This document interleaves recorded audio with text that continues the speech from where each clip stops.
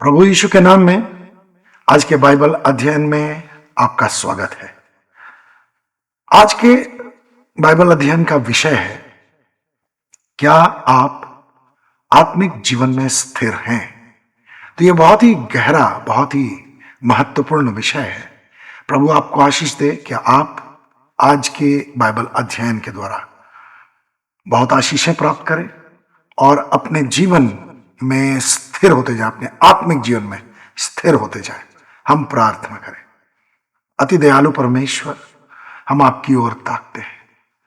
आप अनुग्रहकारी, सामर्थी और सर्वशक्तिमान परमेश्वर हैं। आप चाहते हैं कि आपके बेटे बेटियां दृढ़ और मजबूत होते जाएं, आत्मिक जीवन में, आत्मिक यात्रा में लगातार बढ़ते जाएं और बहुत ही स्थिरता के साथ बढ़ते चले जाएं। और आज के बाइबल अध्ययन में आपकी सहायता, आपकी आशीष मैं चाहता हूं।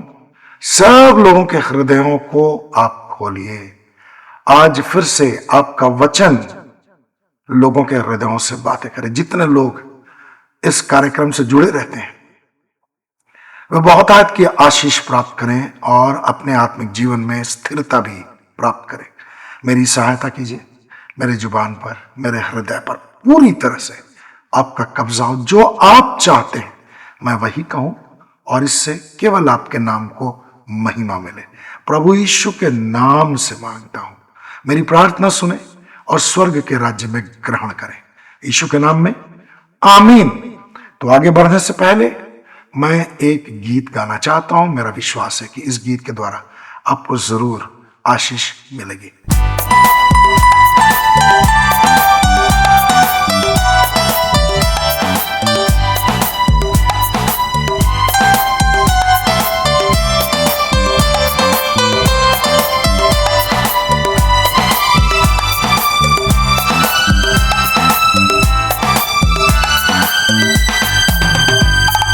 यीशु मेरा प्यारा यीशु, तारणहारा यीशु, यीशु मेरा प्यारा यीशु, तारणहारा यीशु मेरे लिए स्वर्ग छोड़कर इस धरती पर आया।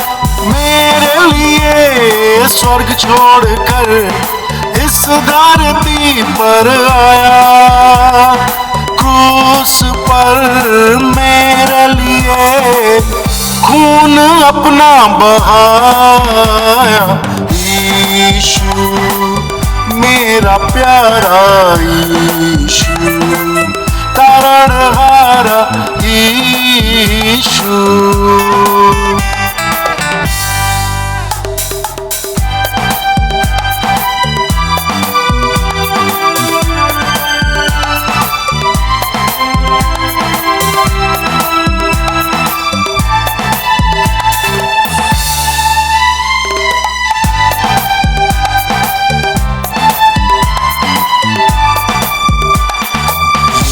समी कर रही प्रेम का उसके बखान, आसमां भी कह रहा मेरा यीशु है महान।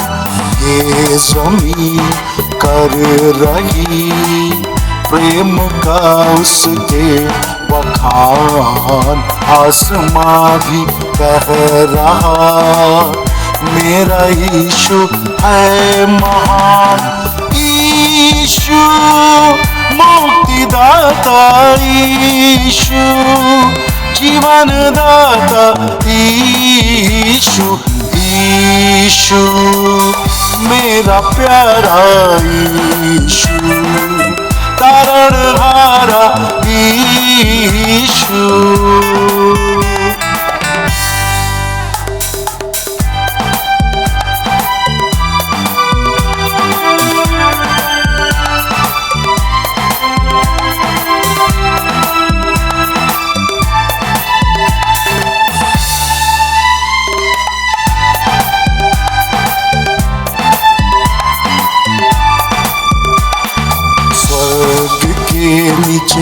लोगों के बीच में कोई दूसरा नाम नहीं, यीशु के अलावे किसी दूसरे से उद्धार नहीं।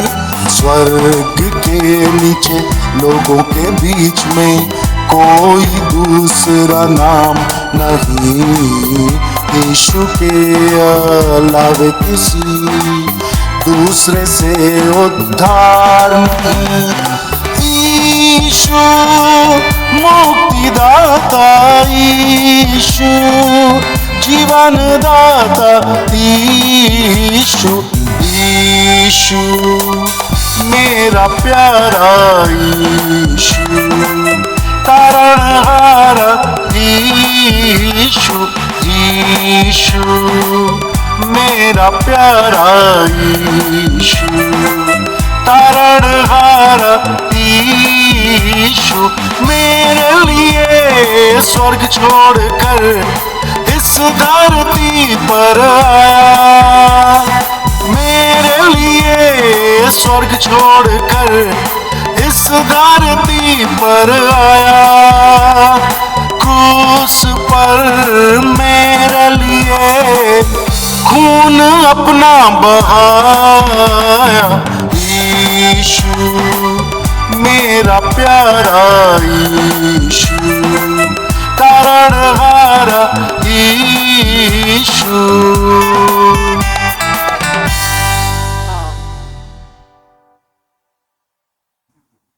परमेश्वर का धन्यवाद हो, वह हमें स्थिर, दृढ़ और मजबूत करना चाहता है। और जीवन के हर क्षेत्र में स्थिरता बेहद जरूरी है। पढ़ाई हो, नौकरी हो, व्यवसाय हो, परिवार हो, देश हो, राज्य हो, समाज हो, कलीसिया हो, स्थिरता बेहद जरूरी है। और आत्मिक जीवन में स्थिरता तो और भी ज्यादा मजबूती से चाहिए, क्योंकि आत्मिक जीवन की स्थिरता ही बाद बाकी जीवन के हर एक क्षेत्र में स्थिरता प्रदान करती है। तो आपका आत्मिक स्तर जैसा भी हो, स्थिरता बेहद जरूरी है। लेकिन वास्तविकता यह है कि कई बार अस्थिरता हमारे ऊपर हावी होने की कोशिश करती है। थोड़े समय के लिए भी अस्थिरता हमारे आत्मिक जीवन के लिए हानिकारक होती है। लेकिन कई लोग ऐसे भी होते हैं जिनके जीवन में अस्थिरता बहुत लंबे समय तक बनी रहती है और यह उनके आत्मिक जीवन के लिए हानिकारक सिद्ध होती है। उद्धार पाने के बाद भी, उद्धार की निश्चयता प्राप्त कर लेने के बाद भी बहुत से लोग ऐसे होते हैं जो स्थिर नहीं रह पाते हैं। बहुत से लोग स्थिरता में आगे बढ़ते जाते हैं, आत्मिक उन्नति करते जाते हैं, लेकिन उन्हीं में से कुछ ऐसे लोग भी होते हैं जो आत्मिक रूप से अस्थिर हो जाते हैं।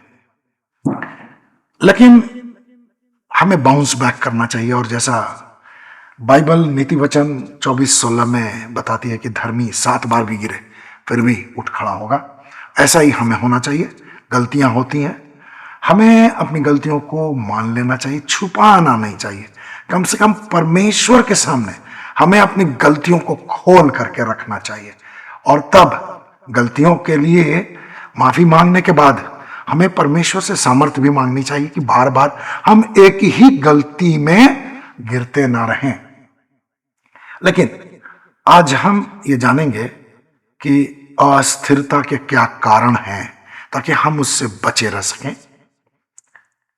लेकिन कारणों में जाने से पहले मैं चाहता हूं कि अस्थिरता के लक्षण क्या होते हैं जीवन में, कैसे एक व्यक्ति समझेगा कि वह अपने आत्मिक जीवन में अस्थिर हो गया है। स्थिरता परमेश्वर चाहता है हमारे जीवन में, लेकिन कई बार हम परिस्थितियों से नहीं लड़ पाते हैं और हम अस्थिर होने लगते हैं। तो कई कारण हैं, लेकिन मैं लक्षणों पर ध्यान देना चाहता हूं, आपका ध्यान आकर्षित करना चाहता हूं। अगर आपको लंबे समय से कोई चिंता हो रही है और चिंता के कारण आपकी नींद में कमी आ जा रही है, तो उसके अलावा और भी बहुत सारी बातें होंगी। आप चिड़चिड़े भी हो सकते हैं और चिड़चिड़े होने के कारण आप दूसरों पर दोषारोपण करके अपनी गलतियों को ढकने की कोशिश भी कर सकते हैं। ये तो चिंता के बाई प्रोडक्ट्स हो गए। इसके अलावा अगर एक व्यक्ति दूसरों की आलोचना कर रहा, उद्धार प्राप्त व्यक्ति जो प्रभु यीशु के लहू से धुल चुका है, अगर वो निंदा और दूसरों के प्रति अपमान की बातें करता है तो वह अपने आत्मिक जीवन में अस्थिर है। अगर अंदर ही अंदर निराशा की बातें आपको घेर लेने के लिए लगातार प्रयत्नशील हैं और आप निराशा की बातों के अधीन आ जाते हैं तो आप अस्थिर हैं। अगर आपको प्रार्थना करने में आनंद नहीं मिल रहा, प्रार्थना तो कर रहे हैं लेकिन कई मसीही प्रार्थना इस प्रकार करने लगते हैं कुछ समय के बाद, जैसे एक रूटीन है। नाश्ता करना जैसे एक रूटीन है। नाश्ता के पहले जो प्रार्थना करना बहुत लोग रूटीन के समान करते हैं, दिल से धन्यवाद और आशीष नहीं मांगते। तो ऐसे रूटीन वर्क के रूप में वे प्रार्थना को भी ले जाते हैं। ऑफिस के कामों में मन नहीं लग रहा है लेकिन क्या करें, सैलरी इसी से मिलती है, चलो भाई किसी तरह ऑफिस का काम तो करना ही है, तो प्रार्थना का काम कुछ लोग ऐसा करने लगते हैं तो आनंद घट जाता है। कभी कभी ऐसा होता है कि जब आनंद घट जाता है तो हम कुछ लोगों से अपने आप को दूर करने लगते हैं। कुछ लोग हमारे दिल के मुताबिक नहीं होते तो हम उनसे अपने आप को बचाना चाहते हैं। अगर ये लंबे समय तक चले तो यह अस्थिरता का परिणाम हो सकता है, लक्षण है। परमेश्वर के वचन को सुनने और पढ़ने का आनंद महसूस न करना। परमेश्वर का वचन तो ऐसा वचन है जिसे सोने से भी ज्यादा और चांदी से भी ज्यादा महत्वपूर्ण माना गया, मूल्यवान माना गया। और भजनकार कहता है, तेरे वचन को पाकर मैं आनंदित होता हूं, तेरा वचन खुलने से प्रकाश फैलता है। परमेश्वर का वचन तो ऐसा वचन है जो सोने और चांदी से भी ज्यादा मूल्यवान है। राजा दाऊद को तो परमेश्वर का वचन लूट के धन से भी ज्यादा प्रिय प्रतीत होता था। तो परमेश्वर ऐसा महान है, हालेलुया। उसने अपना जीवित और प्रबल वचन हमें दिया है। लेकिन जब इस पर हमारा मन नहीं लगता तो यह इस बात का लक्षण है कि हम अपने आत्मिक जीवन में अस्थिर होते चले जा रहे हैं। अब मैं आपके सामने अस्थिरता के कारणों को रखना चाहता हूं। पहला कारण है दोहरी मानसिकता। दोहरी मानसिकता बहुत ही घातक है।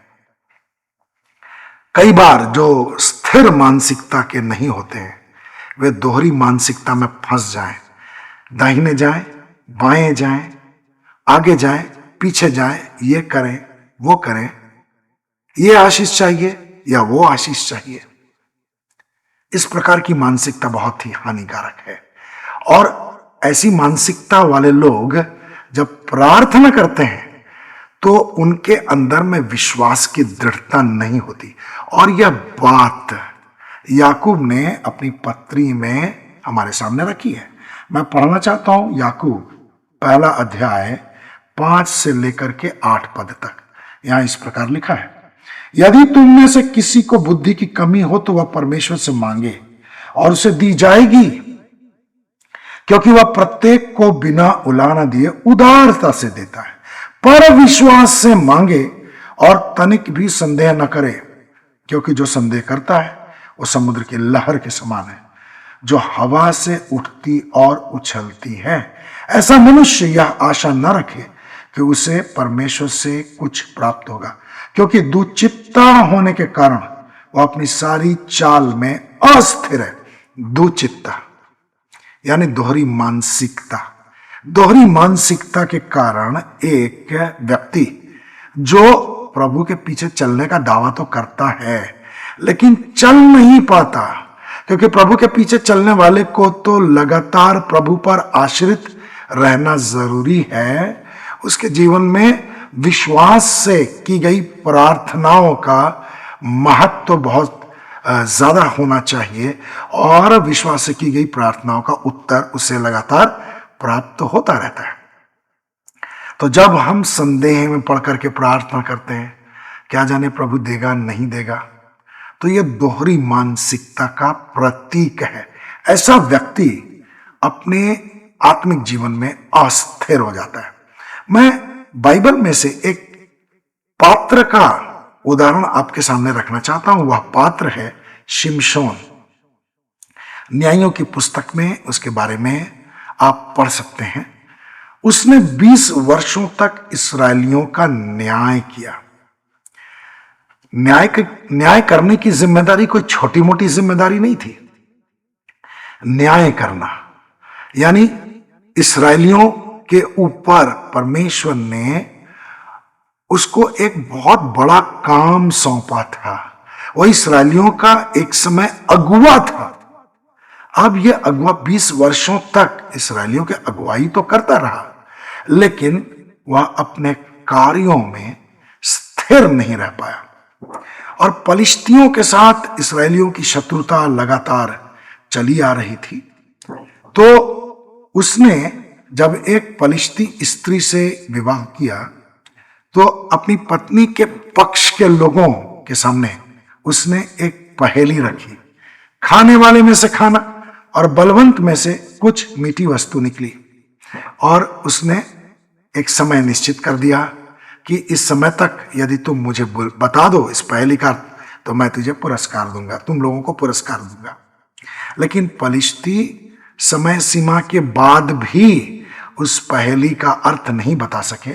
अब जब उन्होंने पहेली के अर्थ बताने में असमर्थता महसूस की, तब उन्होंने इस स्त्री को, पलिश्ती स्त्री को, जो शिमशोन की पत्नी थी, ब्लैकमेल करना शुरू कर दिया। अब जो शिमशोन था वो अपने आत्मिक जीवन में परमेश्वर के प्रति कार्यों में, जिम्मेदारियों में स्थिर नहीं रह सका और उसने अपनी कमजोरी के तहत, ये जानते हुए भी कि उसकी पत्नी उससे पूछ करके पलिश्तियों को बतला देगी, उसकी पत्नी उसे धोखा दे रही है, लेकिन वह अपने आप को रोक न सका और अपनी कमी के कारण उसने अपनी पत्नी पर अपनी पहेली का अर्थ उजागर कर दिया। और इससे क्या हुआ? हानि के तौर पर क्या हुआ, इस बात को बाइबल बहुत स्पष्ट रूप से बताती है। अब इसी व्यक्ति का एक और उदाहरण मैं आपके सामने रखना चाहता हूं। अब इसे दलीला नाम की एक स्त्री से प्रेम हो गया, लेकिन वह दलीला को पहचान न सका। पलिश्तियों के प्रभाव में आकर शिमशोन के विरुद्ध वह कार्य करने लगी और शिमशोन परमेश्वर की ओर से नाजिर था और उसका रहस्य भी था, जिस रहस्य को उसे अपनी पत्नी पर, दलीला पर कभी प्रकट नहीं करना था, अपनी प्रेमिका पर कभी प्रकट नहीं करना था, लेकिन प्रेमिका के दबाव में आकर उसने अपनी शक्ति का, अपनी सामर्थ्य का वह रहस्य भी प्रकट कर दिया और इससे भी उसे हानि हुई। तो जब हम अस्थिर स्वभाव के हो जाते हैं तो जो बात हमें करनी चाहिए वो हम नहीं करते और जिस बात से हमें हानि होती है उसी बात को हम करने लगते हैं। और शिमशोन को हानि हुई, इस्राएलियों को हानि हुई। और इसलिए जब कोई व्यक्ति प्रभु के पीछे चलने लगता है तो उसको पूरी तरह से स्थिर होना चाहिए, अन्यथा शैतान तरह तरह से उसके ऊपर दबाव डाल करके उसको परमेश्वर के अनुग्रह से वंचित करने के लिए सफल हो सकता है, वंचित करने में सफल हो सकता है।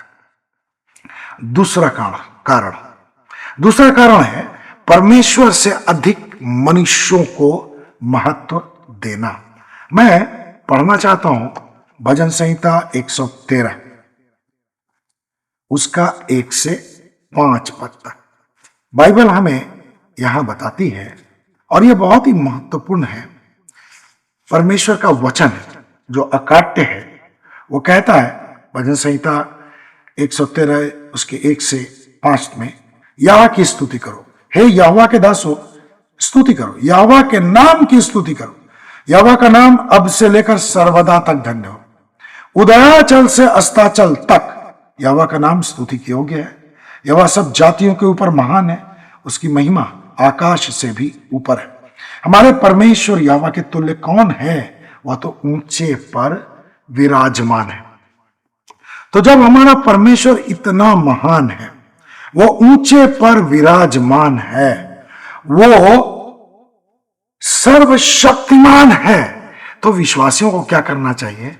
मनुष्यों को महत्व नहीं देना चाहिए, चाहे वे प्रचारक हों, चाहे वे दावा करते हों कि नबी हों, चाहे वे दावा करते हैं कि वे प्रेरित हैं, चाहे वे पुरोहित हैं, चाहे कोई भी धनी व्यक्ति, प्रभावशाली व्यक्ति है समाज का। किसी भी विश्वासी के अंदर परमेश्वर से ज्यादा किसी मनुष्य का सम्मान नहीं रहना चाहिए, किसी मनुष्य को उसे सम्मान नहीं देना चाहिए। भजन संहिता 36 उसके 5वें पद में बाइबल बताती, हे यहोवा तेरी करुणा स्वर्ग तक और तेरी सच्चाई आकाश मंडल तक फैली है। तो जब परमेश्वर इतना महान है, आकाश मंडल तक उसकी सच्चाई फैली हुई है, वो हमारे जीवन पर पूरी तरह से अधिकार रखना जानता है। हमारी आयु पर, हमारे उठने और गिरने पर, हमारे जीवन के हर एक पल पर, हमारी सांसों की डोरों पर यहोवा का ही अधिकार है। लेकिन होता क्या है, बहुत से लोग परमेश्वर की वास्तविकता से अपने आप को पूरी तरह से जोड़ पाने में सफल नहीं होते, और वे परिणामतः मनुष्यों को ज्यादा महत्व देने लगते हैं, और यह उनके लिए बहुत ही घातक सिद्ध होता है। अस्थिरता हमें परमेश्वर के अनुग्रह से बाहर निकाल सकती है। मैं आपको उदाहरण देना चाहता हूं। दूसरा इतिहास 17वें अध्याय में राजा यहोशापात के विषय में बताया गया है। राजा यहोशापात जो था वो बहुत ही प्रभावशाली हो गया था, क्योंकि वो परमेश्वर से प्रेम करता था। और मैं पढ़ना चाहता हूं दूसरा इतिहास अध्याय 17 उसके 3 पद में ऐसा लिखा है, और यहोवा यहोशापात के संग रहा, क्योंकि उसने अपने मूल पुरुष दाऊद के आरंभिक दिनों के आदर्शों का अनुसरण किया और बाल देवताओं की खोज नहीं की। उन दिनों इस्राएली समाज में जो बहुत ही प्रभावशाली लोग भी हो गए थे, वे भी परमेश्वर की आराधना करना छोड़ करके बाल देवताओं की खोज करते थे, बाल देवताओं की उपासना करने लगे थे। और समाज के जो कमजोर लोग थे, मानसिक रूप से, आर्थिक रूप से, भावनात्मक रूप से, बौद्धिक रूप से, वे भी ऐसे प्रभावशाली लोगों के प्रभाव में आकर के बाल देवताओं की पूजा करने लगे थे। लेकिन राजा यहोशापात ने ऐसा नहीं किया। हो सकता है कि राजा यहोशापात के कोई प्रभावशाली मंत्री और प्रभावशाली सैनिक अधिकारी भी बाल देवताओं की खोज करने लगे होंगे, लेकिन राजा यहोशापात इन लोगों के प्रभाव में नहीं आया। उसने लगातार राजा दाऊद के आरंभिक आदर्शों के अनुसार जीवन व्यतीत करना जारी रखा। और तब एक बहुत सुंदर बात बाइबल दूसरा इतिहास 18वां अध्याय के 1 पद में कहती है, यहोशापात अत्यंत धनवान और ऐश्वर्यवान हो गया। वह धनवान और ऐश्वर्यवान इसलिए हुआ क्योंकि वह परमेश्वर पर विश्वास करता था। लेकिन उसके बाद गड़बड़ियां शुरू हो गई। आगे लिखा है, मैं 1 से 3 पद पढ़ना चाहता हूं। यहोशापात अत्यंत धनवान और ऐश्वर्यवान हो गया। उसने अहाब के घराने के साथ विवाह संबंध स्थापित किया। कुछ वर्षों के पश्चात वह सामरिया में अहाब से मिलने गया। तब अहाब ने उसके और उसके साथियों के लिए बहुत सी भेड़ें और बहुत से बैल कटवाए और उसे रामोत गिलाद पर चढ़ाई करने के लिए फुसलाया। फिर इस्राएल के राजा अहाब ने यहूदा के राजा यहोशापात से क्या कहा, क्या तू मेरे साथ रामोत गिलाद पर चढ़ाई करेगा? तब उसने उसको उत्तर दिया, जैसा तू है वैसा ही मैं हूं, और जैसे तेरी प्रजा वैसे ही मेरी प्रजा, हम युद्ध में तेरे साथ रहेंगे। अब राजा यहोशापात और राजा अहाब दोनों समधी थे। राजा यहोशापात अपने समधी की बात को कैसे टालता? वो टाल सकता था यदि वह परमेश्वर पर ही पूरी तरह से आश्रित रहता और परमेश्वर को वो पूरा पूरा महत्व देता। लेकिन यहां उसने एक मनुष्य को महत्व देना स्वीकार कर लिया। परमेश्वर से पूछने की भी जरूरत उसने नहीं समझी। उसने राजा अहाब की बात मान ली और जब वे युद्ध में गए तो राजा यहोशापात को हानि उठानी पड़ी। परमेश्वर क्या चाहता है? हम अपने जीवन में सबसे पहला स्थान उसे दें। जब मूसा सीनै पर्वत पर चला गया और हारून इसराइलियों के साथ नीचे सीनै पर्वत पर नीचे जब बहुत दिनों तक रहा, तब इसराइली परमेश्वर की ओर तो ताक नहीं रहे थे, वे तो मूसा की ओर ताक रहे थे। और जब मूसा वहां से कुछ समय के लिए गायब हो गया, परमेश्वर के चरणों में वो बैठा था, यह बात वे जानते थे, लेकिन उनके अंदर में इतनी निराशा और इतना क्रोध, इतना विद्रोह पहले से था कि वे हारून पर टूट पड़े और उस पर दबाव डाल करके उन्होंने अपने लिए सोने का बछड़ा भी बनवा लिया। हारून अगर परमेश्वर पर पूरी तरह से आश्रित रहता तो यह काम नहीं करता, लेकिन उसने मनुष्यों के भय में आकर के मनुष्यों को ज्यादा महत्व दिया और परमेश्वर के विरोध में उसने ऐसा कार्य किया जिसका खामियाजा पूरी इस्राएली जाति को उस समय भुगतना पड़ा। तो इसलिए यह बहुत जरूरी है कि हम दबाव में आने पर भी परमेश्वर के पक्ष में रहें, परमेश्वर की ओर ताकें, परमेश्वर पर भरोसा करें, परमेश्वर पर आसरा रखें, परमेश्वर की सहायता प्राप्त करने की हर पल कोशिश करें। मनुष्यों के दबाव में हमें कभी आना नहीं चाहिए और विशेष करके गलत काम के लिए तो कभी उनके दबाव में आना नहीं चाहिए। तो जब कोई व्यक्ति अपने आत्मिक जीवन में अस्थिर होने लगता है तो परिस्थितियां उन पर दबाव डालने लगती हैं। व्यक्तियों का प्रभाव ऐसे लोगों पर पड़ने लगता है और वे परमेश्वर की ओर से अपनी नजरें हटा लेते हैं और उन व्यक्तियों की ओर ताकने लगते हैं जो उन पर दबाव डाल रहे हैं, जो उन्हें बहुत ही प्रभावशाली नजर आते हैं। और यह हर एक विश्वासी के लिए घातक सिद्ध हो सकता है। इसलिए यदि हमारे श्रोताओं में से कोई इस प्रकार की परिस्थिति में है तो इसका मतलब है कि वह अस्थिर है। उसको दोहरी मानसिकता से बाहर निकलना चाहिए और पूरी तरह से, पूरी ताकत से परमेश्वर पर ही आश्रित रहने की कोशिश करनी चाहिए। तीसरी बात, तीसरा कारण, जब कोई व्यक्ति अपने अहम को तुष्ट करने की कोशिश करता है तो इसका मतलब है कि वह अस्थिरता में जीवन व्यतीत कर रहा है। अस्थिर है। अहं की भावना बहुत ही भयंकर भावना है और सुपीरियोरिटी कॉम्प्लेक्स इसको कहते हैं, घमंड की भावना। तो घमंड की भावना जब आ जाती है तो हमें अपनी गलती नजर नहीं आती, और अगर गलती नजर भी आती है तो हम गलती के लिए सीधे सीधे नम्र और दीन होकर के कभी क्षमा नहीं मांगते। बहुत घुमा भी ना के अपनी गलती को स्वीकार करने की कोशिश करते हैं, लेकिन उसे अपनी कमजोरी नहीं समझते हैं और उसके लिए क्षमा नहीं मांगते। तो ऐसी स्थिति से हर विश्वासी को सावधान रहने की कोशिश करनी चाहिए। जिस व्यक्ति में अहं की भावना होती है तो घमंड उसके अंदर में बहुत ज्यादा आ जाता है, और जब घमंड आ जाता है तो आलोचना कभी बर्दाश्त नहीं कर सकता है वह व्यक्ति। दूसरों की आलोचना करेगा, लेकिन जब उसकी आलोचना होगी तो वह बर्दाश्त कभी नहीं करेगा, अपनी गलती कभी स्वीकार नहीं करेगा।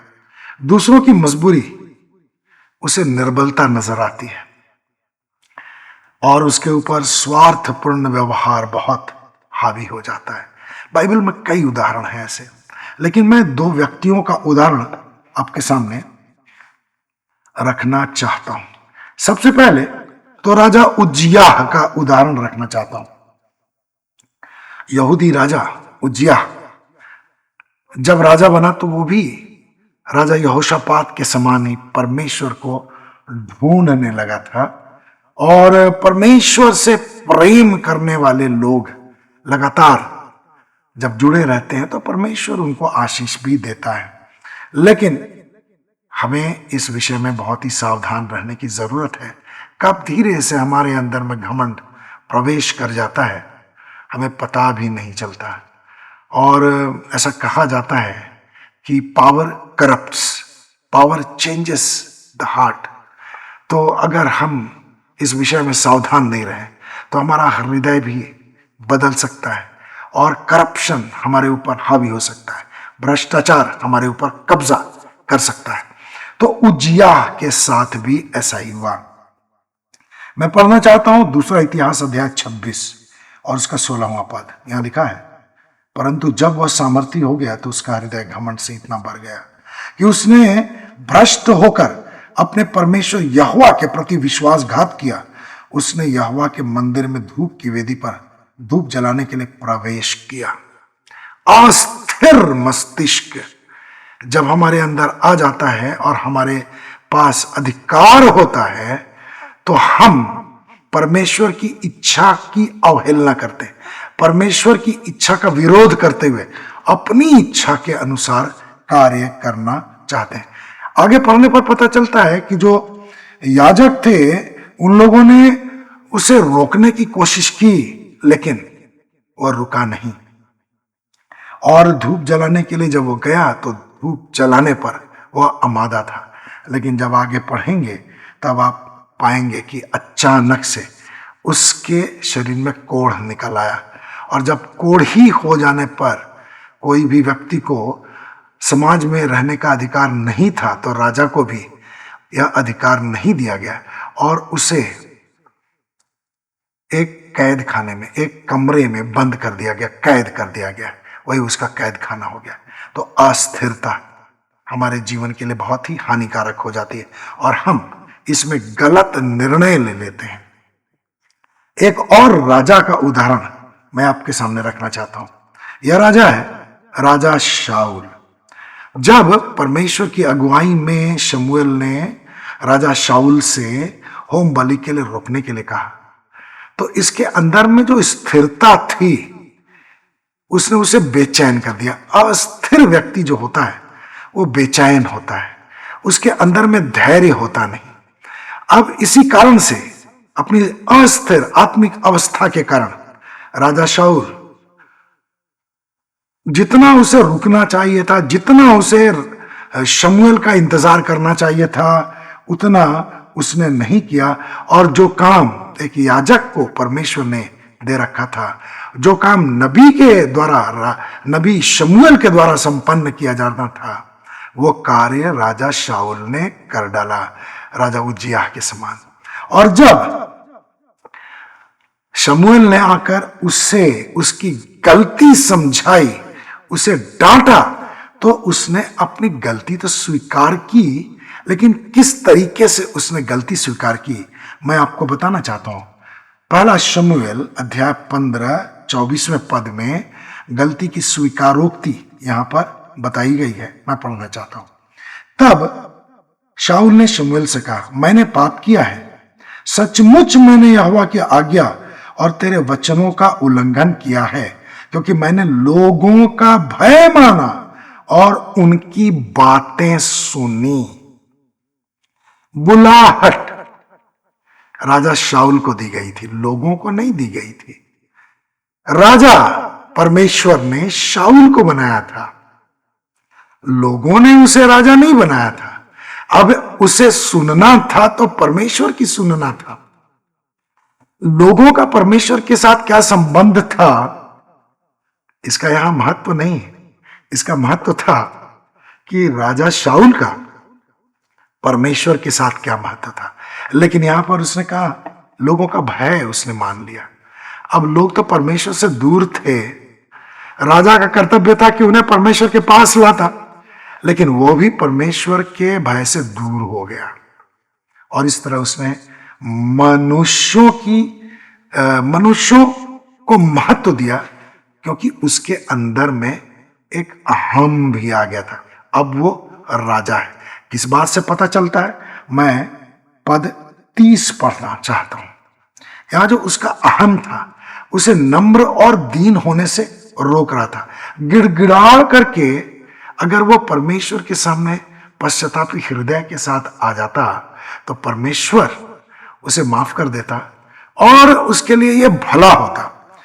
30वें पद में लिखा है, तब उसने कहा मैंने पाप किया है, परंतु इस्राएल और प्रजा के प्राचीनों के सामने तो कृपया अभी मेरा आदर करके मेरे साथ लौट, कि मैं तेरे परमेश्वर यहोवा की आराधना करूं। अब यहां एक दो बात मैं आपके सामने रखना चाहता हूं। पहली बात तो कहता है वो इस्राएल और प्रजा के प्राचीनों के सामने कृपया अभी मेरा आदर कर। उसका घमंड इतना ज्यादा है कि वो नम्र और दीन होना नहीं चाहता। और एक सांसारिक दृष्टिकोण से एक राजा को नम्र और दीन होना प्रजा के सामने उसकी कमजोरी बतलाता है, लेकिन अब परमेश्वर के सामने तो उसे नम्र और दीन होना बहुत जरूरी था। लेकिन उसने शमूएल से कहा लोगों के कारण, इस्राएल के लोगों के कारण अभी मेरा आदर कर। यानी उसका घमंड एक राजा के रूप में बहुत ज्यादा है। लोग मेरा आदर करते, तू भी मेरा आदर कर। अब दूसरी बात यहां उसने कही कि मैं तेरे परमेश्वर यहोवा की आराधना करूं, अपने परमेश्वर यहोवा की आराधना नहीं।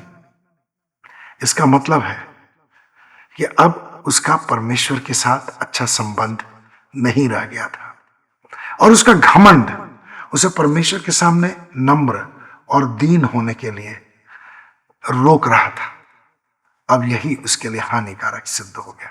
तो मेरे प्रियो, अहंग के कारण हम ऐसे निर्णय ले लेते हैं जो हमारे आत्मिक जीवन को और ज्यादा अस्थिर कर देता है।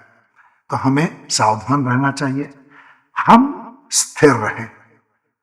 जैसे प्रेरित पौलुस ने एक स्थान पर कहा है कि जो समझता है कि वो स्थिर है वो सावधान हो जाए। हमें आत्मिक जीवन में बहुत ही सावधानी से चलना चाहिए, स्थिरता से चलना चाहिए और इस संसार में सबसे ज्यादा ध्यान परमेश्वर पर ही लगाना चाहिए। मनुष्यों की ओर, संसार की परिस्थितियों की ओर नहीं देखना चाहिए। कठिन परिस्थितियां आ सकती हैं, लेकिन हमें स्थिरता से उन कठिन परिस्थितियों का मुकाबला करना चाहिए, क्योंकि बाइबल बताती है कि परमेश्वर अपने प्रेम करने वालों को कभी छोड़ता नहीं है। प्रभु यीशु ने कहा ना तो मैं तुझे त्यागूंगा ना तुझे छोड़ूंगा, क्योंकि मैं जगत के अंत तक सदैव तुम्हारे साथ हूं। परमेश्वर आपको आशीष दे। अपने हृदय को जांचिए। अगर आप अस्थिरता का अनुभव कर रहे हैं, कोई अस्थिरता का लक्षण आप देखते हैं, तो प्रभु के साथ अपना रिश्ता मजबूत कीजिए। प्रभु आपको आशीष दे। प्रार्थना करें। प्यारे पिता परमेश्वर, हम आपको धन्यवाद देते हैं आज की बाइबल स्टडी के लिए। आपने अपने वचन के द्वारा, उदाहरणों के द्वारा हमें आशीषित किया, और जो कुछ भी मैं बोल सका वो आपके अनुग्रह का परिणाम है। लोगों को आशीष दीजिए। आपसे प्रेम करने वाले लोग स्थिरता प्राप्त करें, आत्मिक जीवन में वे और अधिक स्थिर होते जाएं। कोई भी परिस्थिति हो वे आपको ना छोड़े, आपको ना त्यागे, आपको हमेशा अपने जीवन में पहले स्थान पर रखें। इनकी सहायता कीजिए। और यदि कोई अस्थिरता में है और स्थिर होना चाहता है, मैं निवेदन करता हूं उनकी सहायता कीजिए ताकि वे स्थिरता प्राप्त करें। ऐसे लोग स्थिर होकर के आपकी महिमा करते हुए आगे बढ़ते जाएं। उनके अंदर में राजा शाऊल, राजा उज्जियाह का स्वभाव ना पाया जाए। यहोशापात के समान वे सफल होने पर घमंडी ना हो जाए। प्रभु उनकी सहायता कीजिए, उनकी मदद कीजिए, उनके ऊपर आपका अनुग्रह रहे। मैं यीशु के नाम से मांगता हूं, ताकि आत्मिक जीवन में लगातार बढ़ते जाएं और आपकी महिमा में और भी अधिक प्रवेश करते जाएं और उनका जीवन आपके लिए और अधिक महिमा का कारण ठहरे। सारा आदर सम्मान आपको देता हूं। जो लोग हमारे साथ जुड़े हुए सब लोगों को आपके चरणों में लाता हूं। वे विश्वास में दृढ़ होते चले जाएं। जिन्होंने अब तक हमारी सहायता की है, हमारे लिए प्रार्थनाएं की हैं, उनके लिए आपको बहुत बहुत धन्यवाद। वे लगातार हमारे साथ जुड़े रहें, हमारे लिए प्रार्थना करते रहें। उनको आशीष दीजिए और मैं भी उनके लिए लगातार प्रार्थना करता रहूं। ऐसा अनुग्रह मुझे भी दीजिए। सारा आदर सम्मान आपको मिले। और मैं आग्रह करता हूं, उन लोगों को भी आशीष दीजिए जो हमारे कार्यक्रम को सपोर्ट करते हैं, लाइक करके, शेयर करके आपकी महिमा करते हैं और कमेंट्स लिख करके आपको महिमा देते हैं, मुझे उत्साहित करते हैं। ऐसे लोगों को आशीष दीजिए। सारा आदर सम्मान हम आपको देते हैं प्रभु यीशु मसीह के नाम में, आमीन। तो आप लोगों को बहुत बहुत धन्यवाद जो लाइक करते हैं, कमेंट करते हैं, जिन्होंने सब्सक्राइब किया है और जो लगातार हमारे साथ जुड़े हुए हैं, जो अपनी आशीषें दूसरों के साथ शेयर करते हैं, उनको बहुत बहुत धन्यवाद। प्रभु आपसे प्रेम करता है। आप जुड़े रहें हमारे साथ और लगातार हमारे साथ आशीष के भागीदार बने रहें। Hallelujah, praise the Lord.